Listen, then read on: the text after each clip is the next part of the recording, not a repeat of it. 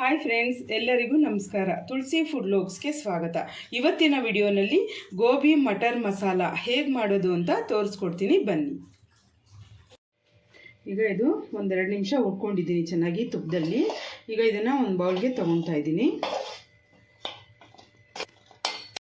ಒಂದು ಬಾಣಲಿ ತೊಗೊಂಡಿದ್ದೀನಿ, ಅದಕ್ಕೆ ಒಂದೆರಡು ಸ್ಪೂನಷ್ಟು ತುಪ್ಪ ಹಾಕ್ತಾ ಇದ್ದೀನಿ. ಈಗ ಒಂದು ಕಪ್ಪಷ್ಟು ಹೂಕೋಸನ್ನ ಹಾಕ್ತಾ ಇದ್ದೀನಿ.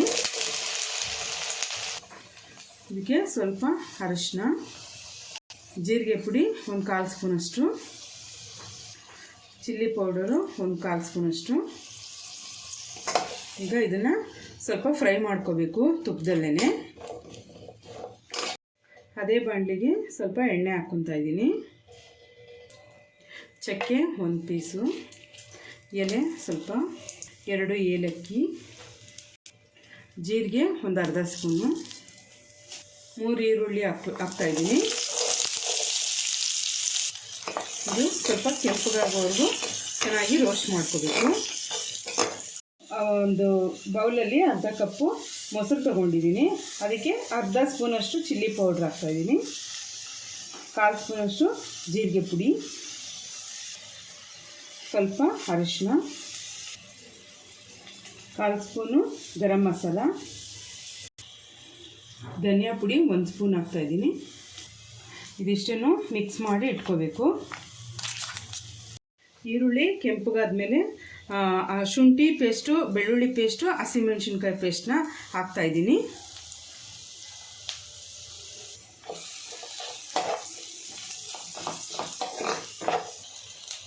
ಈಗ 2 ಟೊಮೊಟೊನ ಪೇಸ್ಟ್ ಮಾಡಿ ಹಾಕ್ತಾಯಿದ್ದೀನಿ. ಇದು ಹಸಿ ವಾಸನೆ ಹೋಗೋವರೆಗೂ ಚೆನ್ನಾಗಿ ಕುದಿಸ್ಕೋಬೇಕು. ನೋಡಿ ಫ್ರೆಂಡ್ಸ್, ಈ ಥರ ಗಟ್ಟಿ ಆಗುತ್ತೆ ಟೊಮೊಟೊ ಪೇಸ್ಟ್ ಎಲ್ಲನೂ.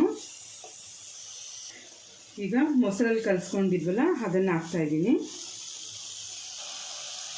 ಇದನ್ನು ಸ್ವಲ್ಪ ಹೊತ್ತು ಚೆನ್ನಾಗಿ ಫ್ರೈ ಮಾಡ್ಕೋಬೇಕು. ಈಗ ಹಸಿ ಬಟಾಣಿನ ಹಾಕ್ತಾಯಿದ್ದೀನಿ. ಇದನ್ನು ಚೆನ್ನಾಗಿ ಮಿಕ್ಸ್ ಮಾಡ್ಕೋಬೇಕು.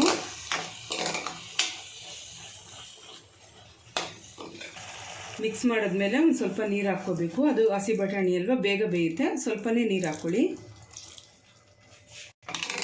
ಇದನ್ನು ತಟ್ಟೆ ಮುಚ್ಚಿ ಬೇಯೋದಕ್ಕೆ ಬಿಟ್ಬಿಡಬೇಕು. ನೋಡಿ ಫ್ರೆಂಡ್ಸ್, ಬಟಾಣಿ ಬೆಂದೋಗ್ಬಿಟ್ಟಿದೆ. ಈಗ ಹೂಕೋಸನ್ನ ಹಾಕ್ತಾಯಿದ್ದೀನಿ,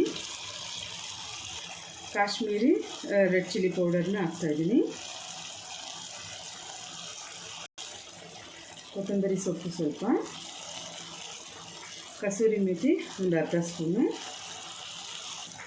ರುಚಿಗೆ ತಕ್ಕಷ್ಟು ಉಪ್ಪು ಹಾಕ್ತಾಯಿದ್ದೀನಿ. ಇಷ್ಟನ್ನು ಚೆನ್ನಾಗಿ ಮಿಕ್ಸ್ ಮಾಡಿ ಮತ್ತೆ ಬೇಯೋದಕ್ಕೆ ಬಿಡಬೇಕು. ಈಗ ಸ್ವಲ್ಪ ನೀರು ಹಾಕ್ತಾಯಿದ್ದೀನಿ, ಹೂಕೋಸು ಬೇಯೋದಕ್ಕೋಸ್ಕರ.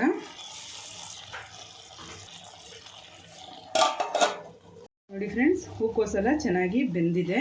ಈಗ ಕೊನೆಯಲ್ಲಿ 1 ಸ್ಪೂನು ಬೆಣ್ಣೆ ಹಾಕ್ತಾಯಿದ್ದೀನಿ. ಇದನ್ನೆಲ್ಲ ಚೆನ್ನಾಗಿ ಒಂದು ಸಾರಿ ಮಿಕ್ಸ್ ಮಾಡಿಕೊಂಡ್ರೆ ಇದು ಆಗಿದೆ ಫ್ರೆಂಡ್ಸ್.